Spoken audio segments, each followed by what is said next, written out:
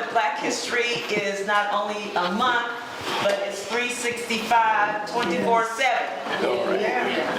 But we, again, we celebrate the month because we want to honor Dr. Carnegie Woodson, who founded Negro History Week many years ago that turned into Black History Month. So we want to honor him as well. And today we have Veterans Celebration. Give yourselves a hand, veterans. And give our veterans a hand as well. We have with us today our guest presenters. Some of them you know, some of them you may not know. But beginning on my right, your left, would be Miss Jennifer Shanks, Washington, Virginia.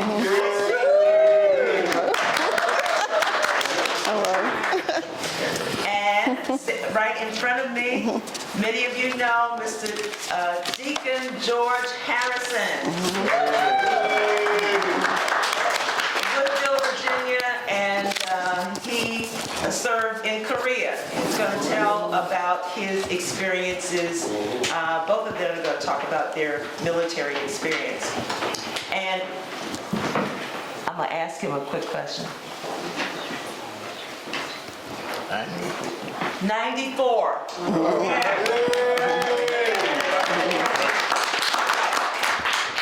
And also here we have Ms. Terry Miller. Many of you know Terry and her work with the Carver Center and books that she has published. And we're just excited that she is with us today to find the time out of her schedule to be with us to share the exhibit that we had here some years ago, probably 2016, 2017, the U.S. colored troops from Rappahannock County. Now, I had heard about the colored troops mostly from Massachusetts, from the movie Glory, right? Everybody see that? But did not know, right in my backyard, there were colored troops from Rappahannock County. She's going to talk about that today. Give her a hand. And on my left, your right, is Mr. Gantt. Mr. Edward Gantt, give him a hand. As you can see, he is in period regalia. And he's part of the Reenactors for the United States Colored Troops. And we're just so happy that he's able to be with us today. So give him a hand. So without delay, I do want, before we move anywhere else, I want to just have a moment that we can reflect upon our good friend, Mrs. Lillian Ayler. If you know Lillian Ayler or knew anything about her, she would be here today. But she's here in spirit. And certainly her heart and soul were with Rappahannock County. Whatever was going on in Rappahannock County, she was going to be there. And so we just want to honor her just for a moment today. If we could have just a moment of silence in her memory.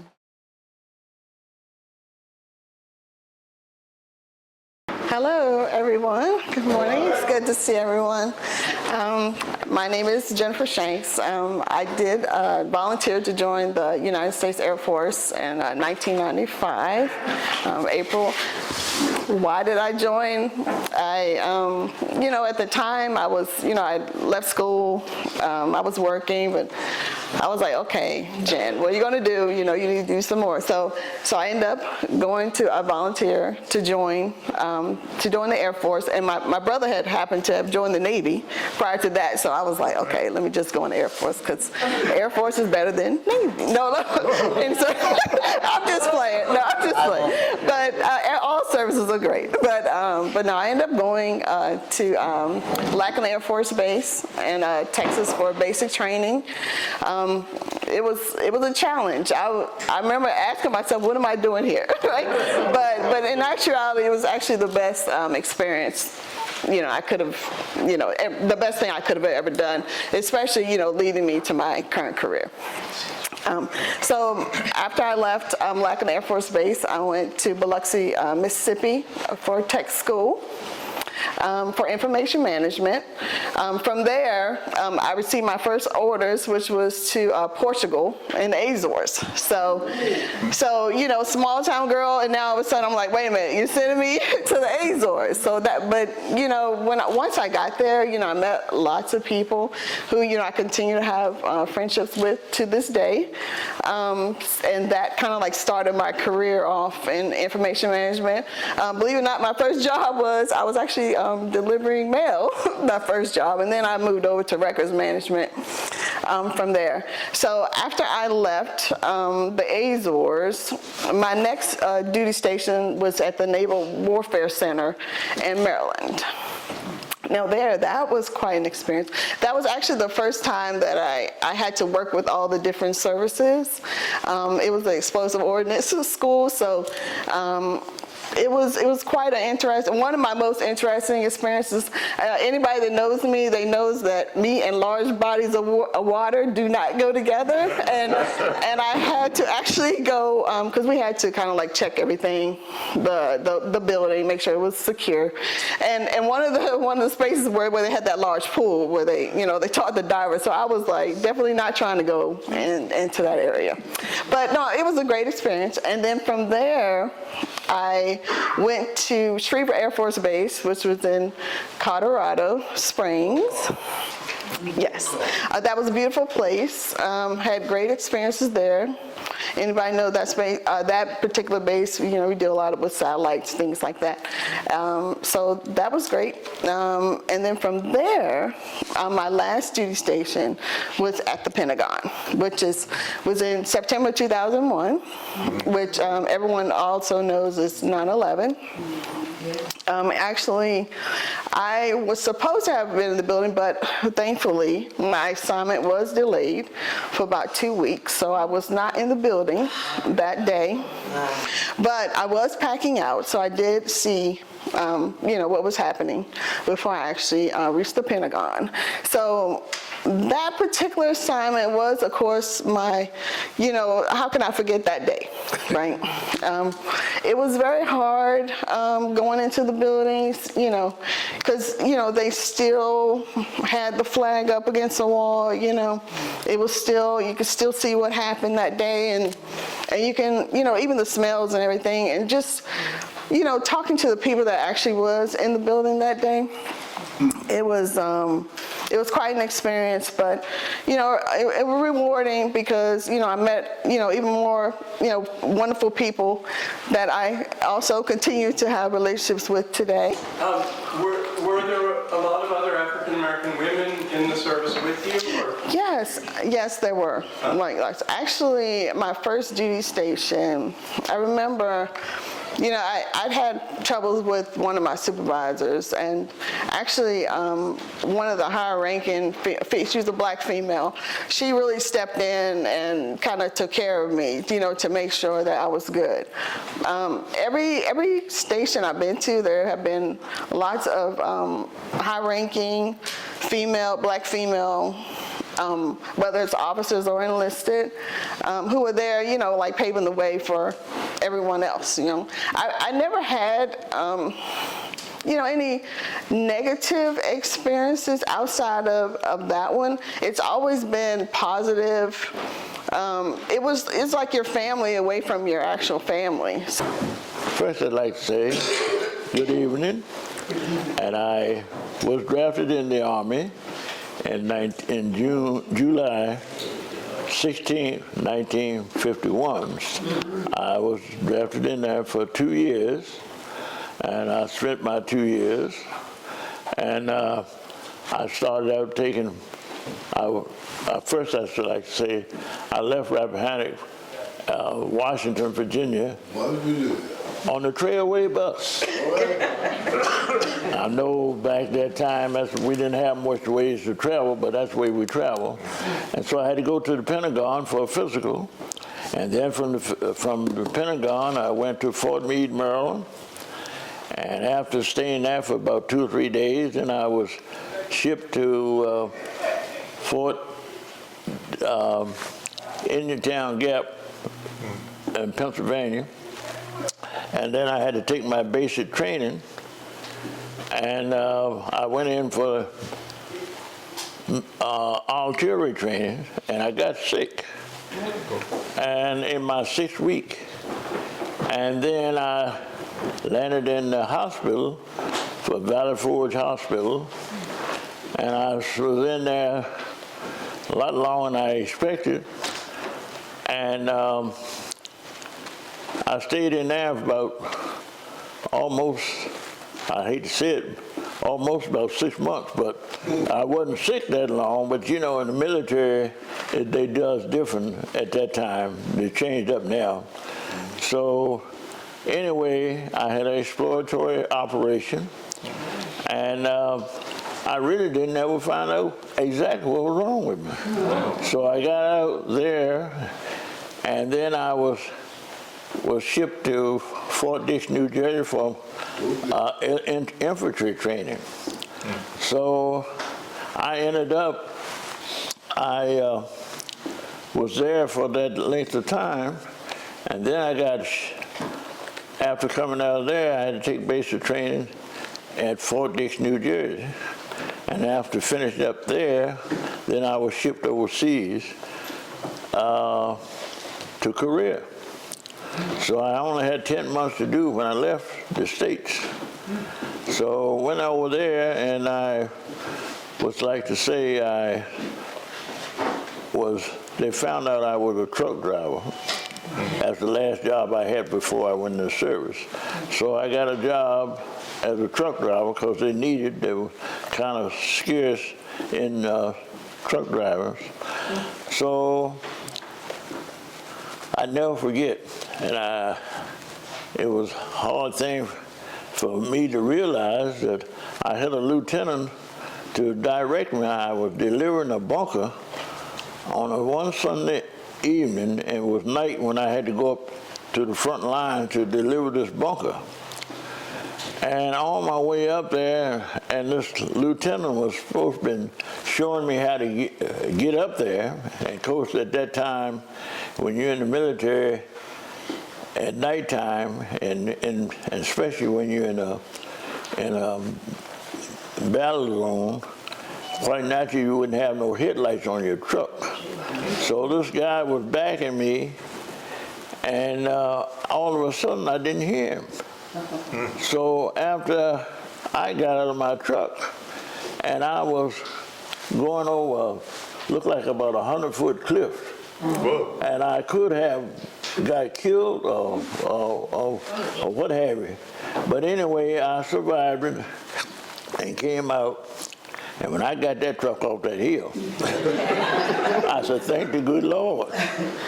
Because I tell you, after looking over where I was going, it didn't give me much assurance. I'm glad I had faith in God to lead me.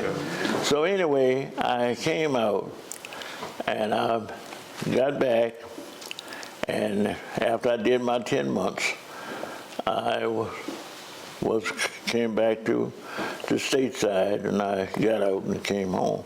But one thing I forgot, I'd like to say, while I was in the hospital, and I didn't know anybody much knew I was in the hospital. I had a teacher from Scrabble School. Her name was Miss Carol Williams. And also my cousin, Samuel Glasgow. So while I was in the hospital and laying up in my bed, somebody knocked on my door.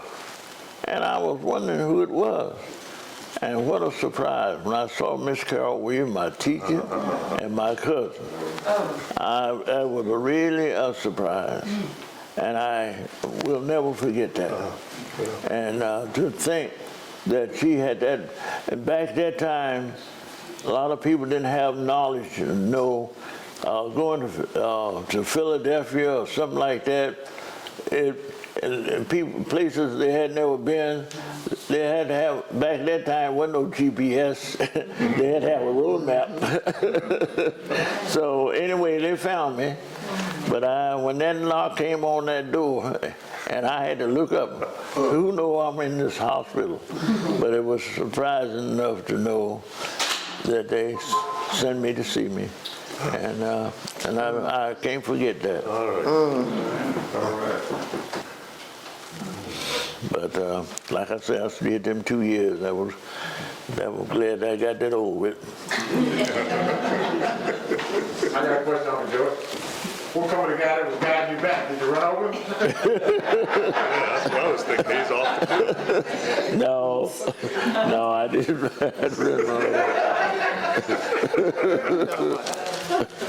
No, everything went all right. I am always so happy to be invited anywhere to speak, but especially here. The amount of information about Rappahannock is rich, and not a lot of people go into that. So whenever I have a chance to come and talk, I'm always happy to hopefully bring you something that you may not have known. And if anyone wants to talk to me about it offline later, I'm thrilled to do so. And I'm always happy to come and talk to you, your groups, your families. So, Rappahannock is blessed to have had 51 that I have been able to verify. Men, African American men, who joined on the side of the Union to fight the war, to fight for their own freedom, to be free when they enlisted, because there is an oath in the enlistment record. And it takes you from being just a black man working on your own, or a black man on a plantation, to being part of the United States with the covering of the United States Constitution. You are a participant in the country, and that oath is in the enlistment record that you take and you sign with the X. And someone, an officer, looked at your X and he signed, yes, this is the person sitting before me. There were 4 men in the cavalry. There was 1 in light artillery. There were 8 in heavy artillery, and there were 38 in the infantry. Okay? So I'm going to go briefly through each of those. Cavalry. Cavalrymen were cool, okay? Why were they cool? They were horses, but they were cooler because you had to learn how to fight on a horse. You had special equipment. Your training was different from all the other branches because you had different equipment. It was lighter, okay? Your rifle was a special kind of rifle. It wasn't that heavy musket thing, okay? It was called a carbine, okay, rifle, and it was lighter. They were also so highly trained because they had soft skills. They were more alert. They were more reliant on self. They took a lot of initiative, which made them superb scouts. So that's why the cavalrymen were so special. Now there's one in particular, and like I said, you can look on the back of this. One I'm just going to highlight for you, and his name was James Whip. Does that name ring a bell anywhere to anyone? Okay? I think he died around the 20s, so he had a widow. Her name was Virginia. They called her Jenny Whip, W-H-I-P-P, all right? But what's interesting about Mr. Whip is that he lived long enough to have a pension file. And when you have a pension file, that is really special because they tell you their lives. And when we get down a little further, there's a personal story that I want to share with you about a pension file. But with Mr. Whip, his regiment was detached to Brazos de Santiago in Texas to assist the Freedmen's Bureau to resettle the newly freed men and women. Because as we all know, the reason we got Juneteenth is because Texas, which is my state, was the last to know. Well, when the war was officially over on paper, they sent the soldiers down to Texas to help settle the black folks and everything else and work with the Freedmen's Bureau hand in hand. So he was special. His service was special in so many ways. He was around to help do that. So that's my brief story about Mr. Whip as a member of the cavalry. Now, light artillery, that's the guns and stuff you can move around quickly, okay? So there is a man, only one person that we have been able to find so far. His name is Frank Gibbs. I gave someone something about Frank Gibbs, and I'm gonna let her share that. Gail? Out loud. Yes, out loud. Okay. It is unknown when Rappahannock native Frank Gibbs relocated to Kansas. He was a 27-year-old husband when he enlisted into an independent battery of the U.S. Colored Light Artillery on July 23, 1864 at Fort Leavenworth, Kansas. Almost 1 year later, on July 22, 1865, he successfully mustered out at the same location. He continued to make his home in Kansas, and by 1880, he was a widower. The 1910 census is the last time we find him in the public record. In that record, he gave his age as unknown, but made sure to tell the census recorder that he was a veteran of the Union Army during the Civil War. I love it when they survived the war, and you know how hard that had to have been. But he was able to survive, get his name in the 1910 record. So we know what happened to him after the war.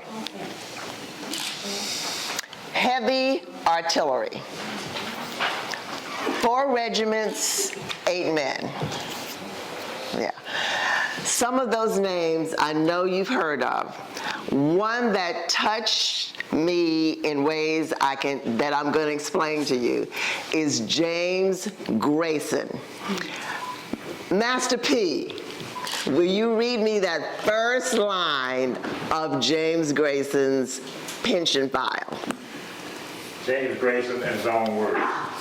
I was born and partially raised in Washington, Rappahannock County, Virginia, the property of Edward T. Jones. The property of Edward T. Jones. He was a child when Edward T. Jones took him to Richmond, sold him in Richmond to Kentucky, I think, sold again in Kentucky, ended up in Ohio, okay?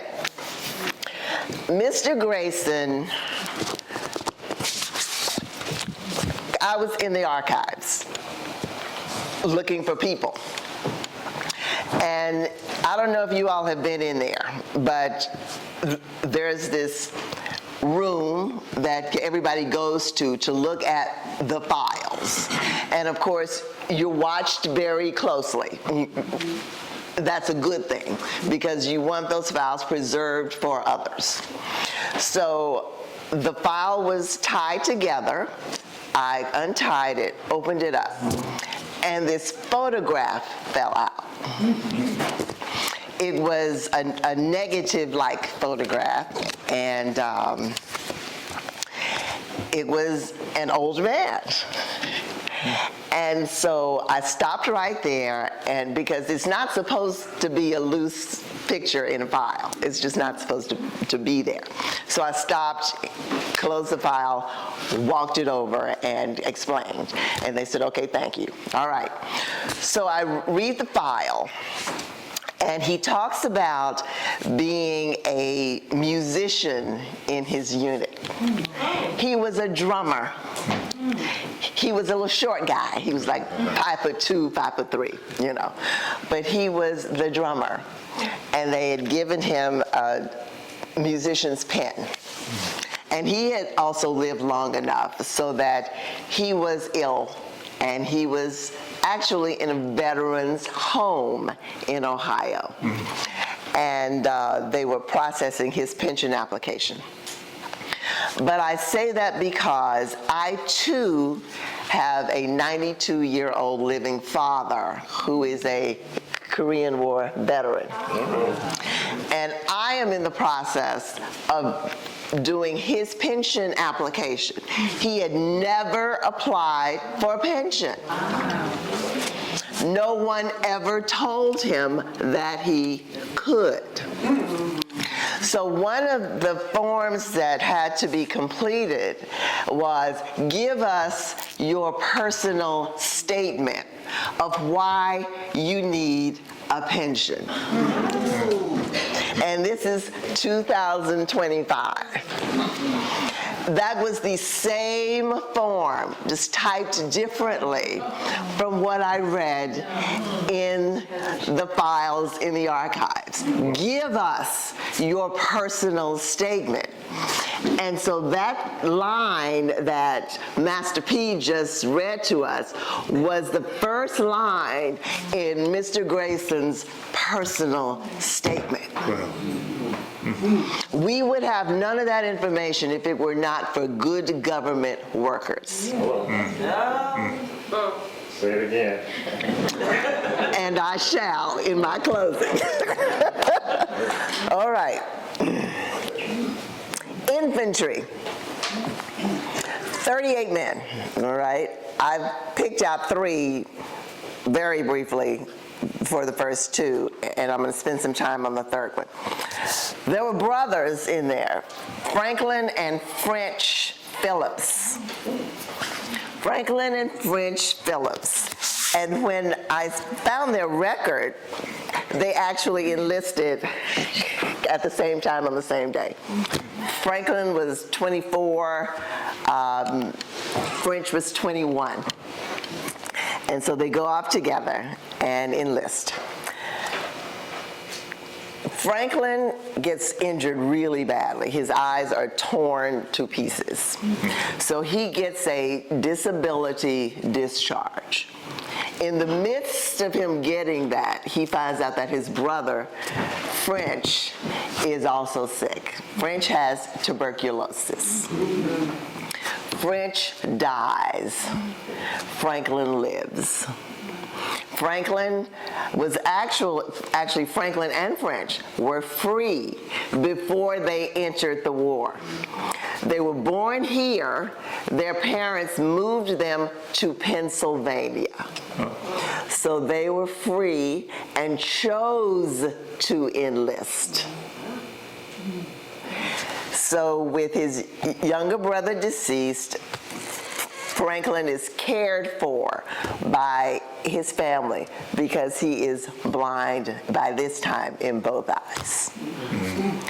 Now, the one that I want to call your attention to is one that is a file that was just recently found in the archives and processed, and it is, what is this man's name?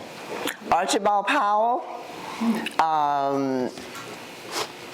the 50th U.S. Colored Troops, is that correct? Yep. Okay, that's what I want to see. Yes, Archibald Powell. Now, he was 27 when he entered, but guess where he enlisted from? Vicksburg, Mississippi. What does that tell you? Soul South. He was working on a plantation and decided, I am walking off this thing and I am joining somebody. So you hear stories about the contraband. Contraband are here and they're hungry, or they're this, or they're that. Technically, you could call him that. What he actually was a man who wanted his freedom. And he joined the Union Army in Vicksburg, Mississippi. Of course, he gets hurt. He's in the post hospital. And war is messy, okay? You're fighting, you fall. A medic will come and get you and take you off. You have no usual ID on you. Hi, here's my license, here's my this, here's my that. So he's in the post hospital. He is hurt. And nobody knows who he is. But what they do know is that he didn't show up for roll call. So his unit marks him as a deserter because they don't know. And he's not well enough to tell anybody. 1926, there is a letter that is written to his family. August 26, 1926. Archibald Powell, notation, Private Company G, 50th U.S. Colored Infantry. The charge of desertion of December the 16th, 1865, against the above named soldier has been removed, and he is discharged to the date December 15th under the provisions of the Act of Congress approved March the 2nd, 1889. They prepared an official discharge certificate for him, filed it on August the 26th, 1926, by authority of the Secretary of War, Brigadier General, acting the Adjutant General. It took a long time. Somebody advocated for him. And that's where family is important. You advocate for your people. He lived long enough to tell that story to somebody. And that somebody got busy with other somebodies. So that 1926, he finally got his due, an official honorable discharge from the U.S. Army Colored Troops Division. In closing, because I must close. Again, we have the information that we have. I'm able to do the work that I do because somebody in a government office cared enough to do their job and do their job well. We have members of the military today. We have members in this room that took almost the identical oath that these men back in 1863, 4, and 5, and 6 took, covered by the Constitution, all the rights and privileges thereof. We are here because of their dedication back then, you all's dedication now. And I thank you very much for this time. Thank you. He is a veteran.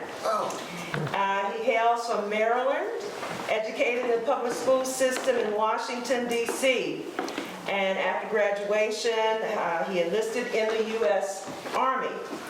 He spent the next 3 years as a helicopter crew member, including a 12-month tour in South Vietnam as a helicopter door gunner and crew chief. He enrolled at Howard University, graduated from there. He entered the Naval Aviation Officer Candidate School in Pensacola, Florida, and was awarded his Naval Flight Officer Wings of Gold in 1978. He served in a number of F-14 Tomcat squadrons based in Virginia Beach, Virginia, and San Diego, California, including a tour as commanding officer of Fighter Squadron 31 at Naval Air Station Miramar, at that time known as Top Gun.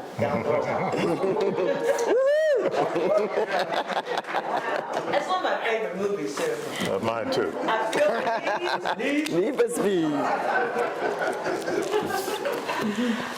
From the fall, he has other assignments, but from there he's also taught the public school system in Prince George's County and Washington, D.C. Again, thank you for being here, Mr. Gantt. He's going to tell us about the U.S. Colored Troops Reenactors today. Thank you so much. Well, thank you. First, let me apologize for you having to sit through that long introduction.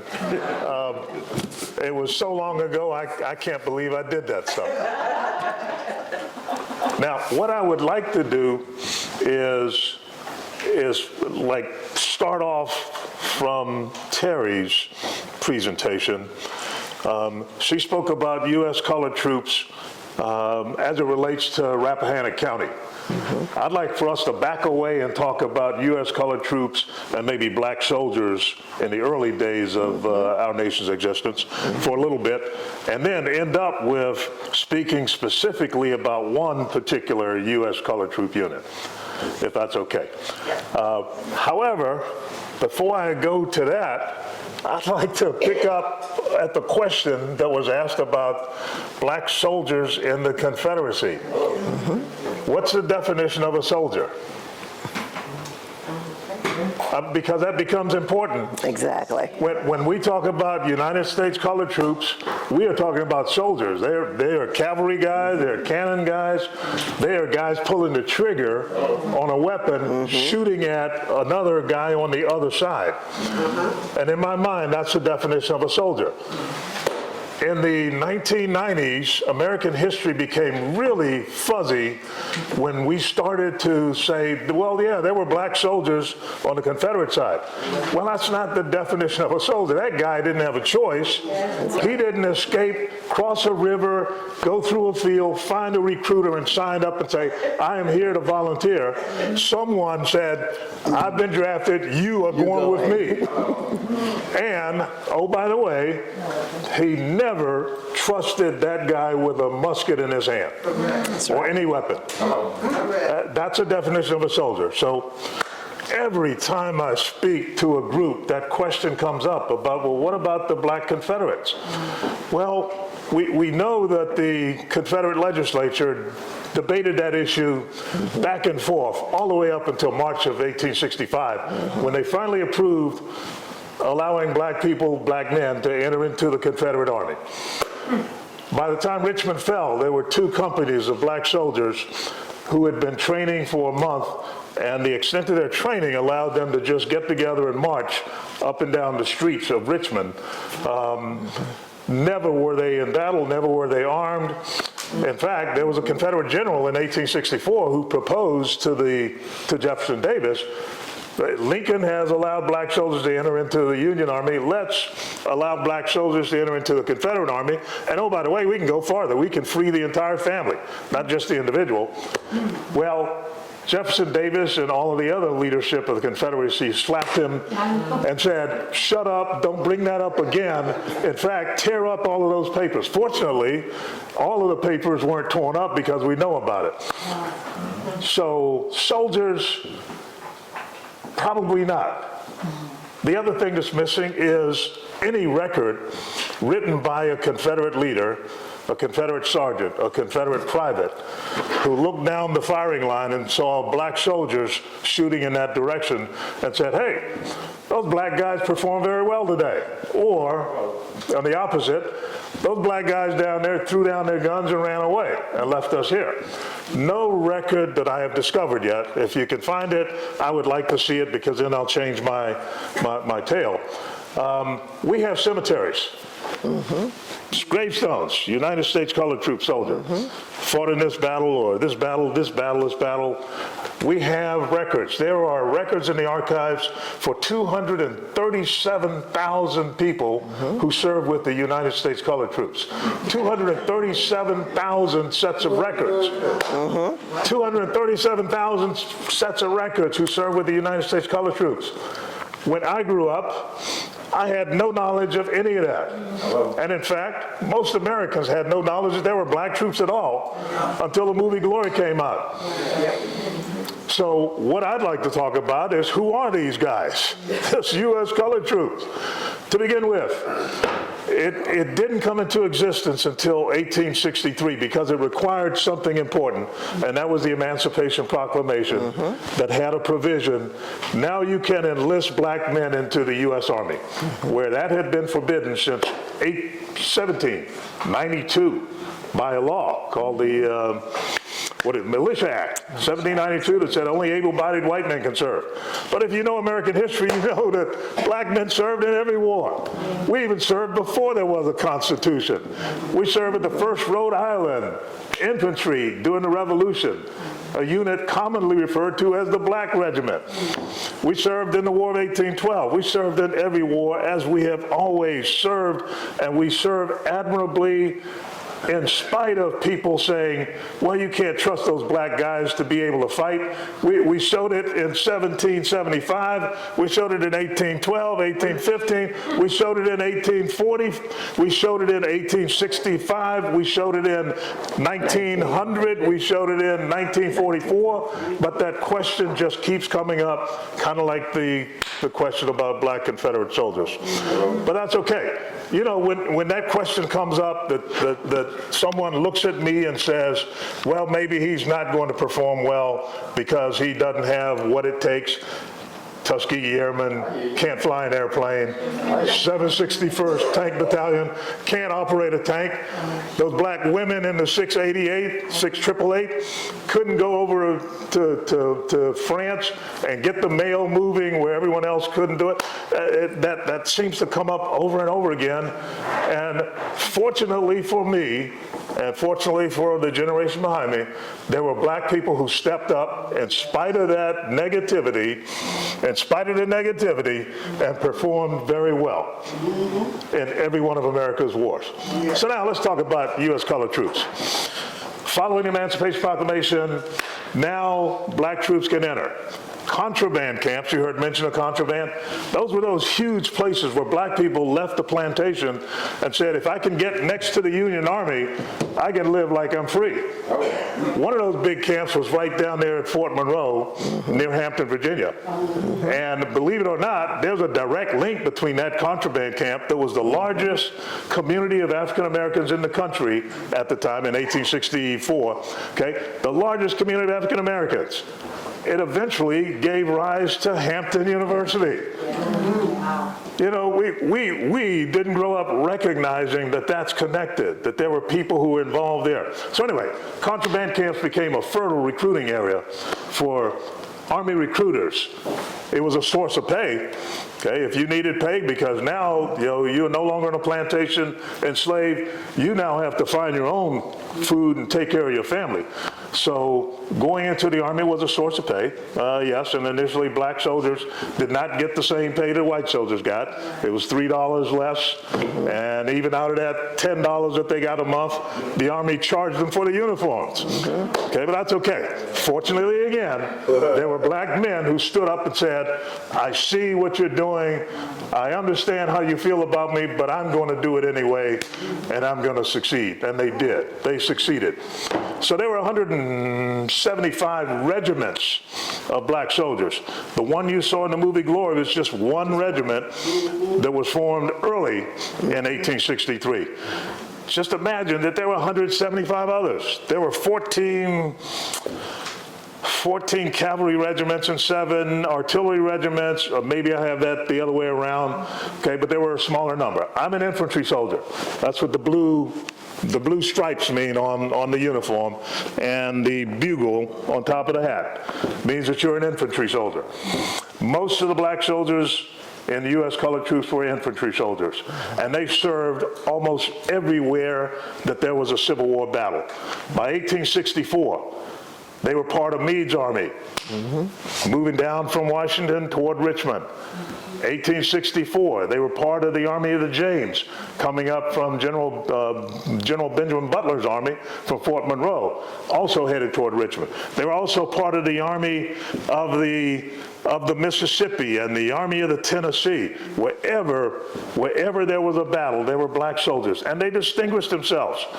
They distinguished themselves against all the odds, even knowing that if I surrendered, like every other soldier has the option to do, that I'm going to get a bayonet right in the heart, or maybe you're shot in the head, because that happened in so many places to U.S. colored troops, but still, they signed up. And the 200,000 made a significant difference in 1864 and 1865. And how in the world did we grow up in the 20th century and have no knowledge that that ever happened? Well, that's because some people allowed the history to just be taken over by someone else, and that's where you come in. Let's make sure that now that you know the history, you tell the history, because our grandchildren have to know that they were part of that effort that overturned all those negative things that folks had fabricated about you just based on your black face. Assumptions about your intelligence, about your ability, about your future, and that even bleeds over into your children now, because they have the same black face, don't have any capability and don't have much of a future. The Scrabble School, they didn't think that you needed to educate black people.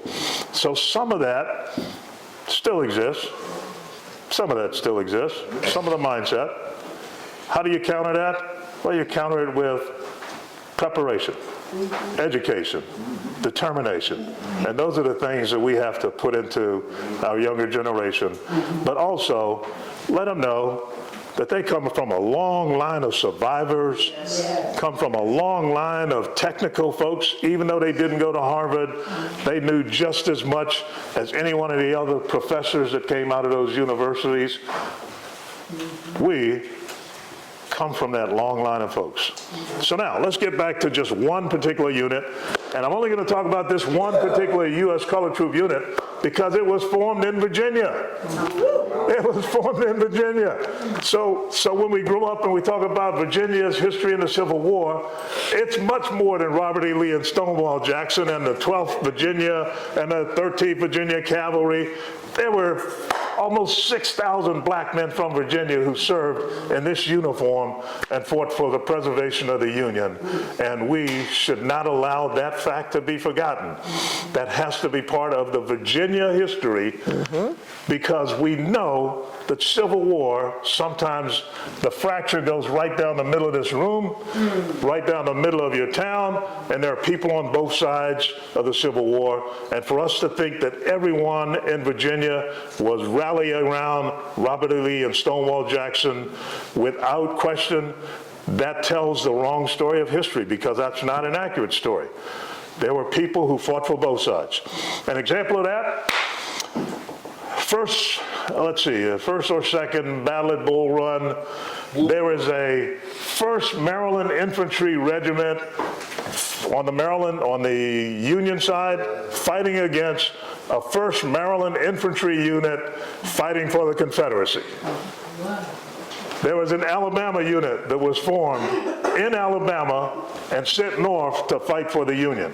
And that's the nature of civil wars, that there is a fracture in our society, and for us to think at any point that everyone was in complete agreement just tells the wrong story that we pass on to our families.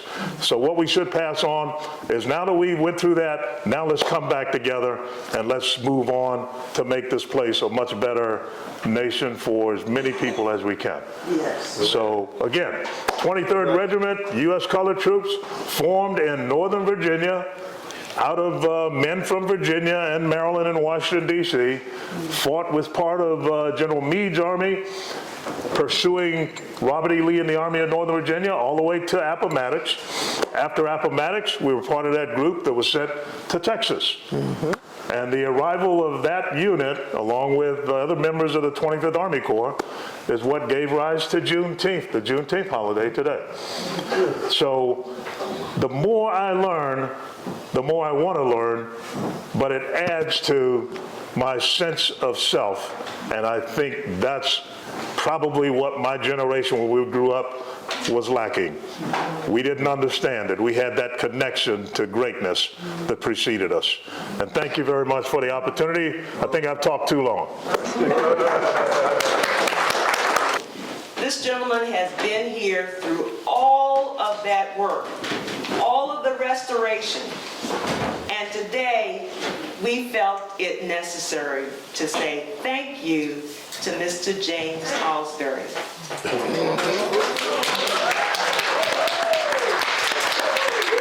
This is a certificate of recognition. It says from the Scrabble School Preservation Foundation, Emeritus Board Member. This certificate is awarded to James Alsbury in grateful appreciation for your dedicated service over the years to the Scrabble School Preservation Foundation Incorporated as a board member. We thank you. This certificate of recognition is awarded by Nanette Butler Roberts, President, Scrabble School Preservation Foundation, March 22nd, 2025. And this card is for you, and it's a little something in there for you too.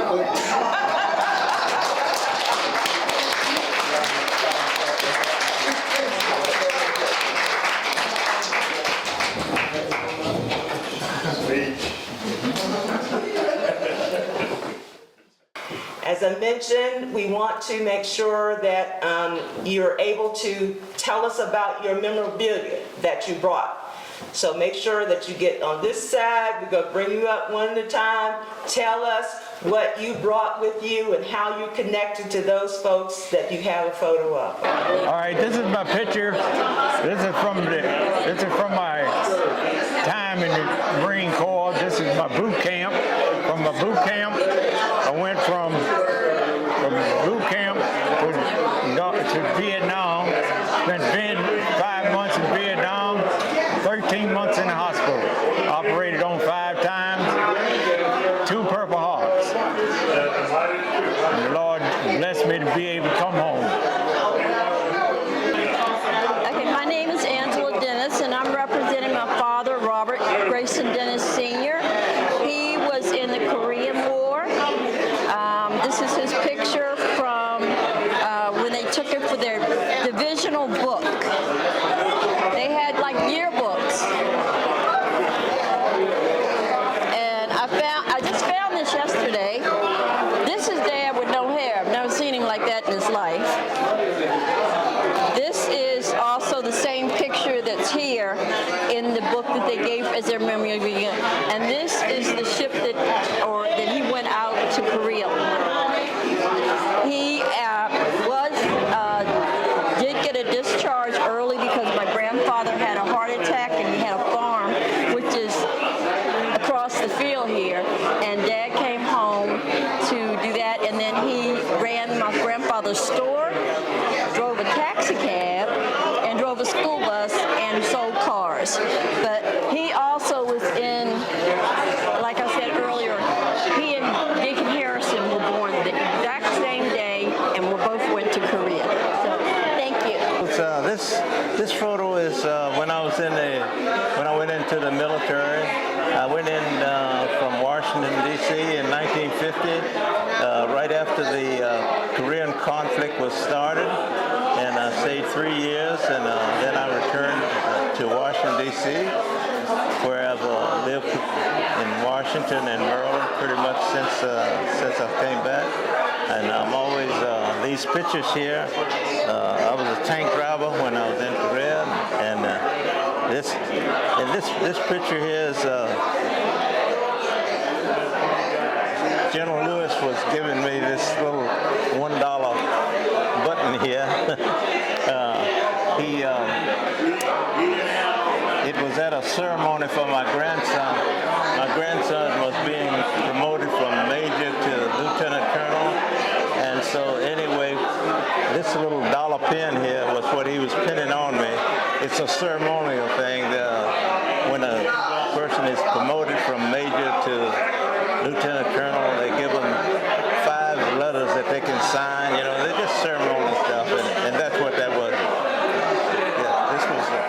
But anyway, I've enjoyed this part of the program, and thank you very much. My name is Hugh Fry. I enlisted in the military right out of high school, and I made a career of it.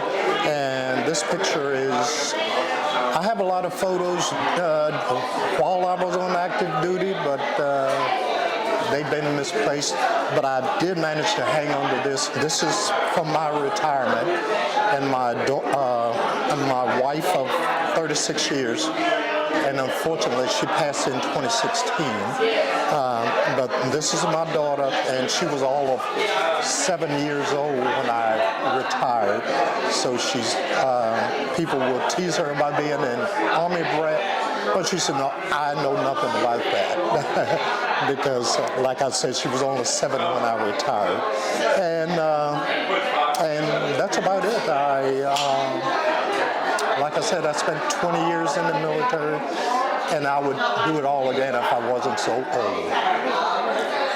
My name is William Jones.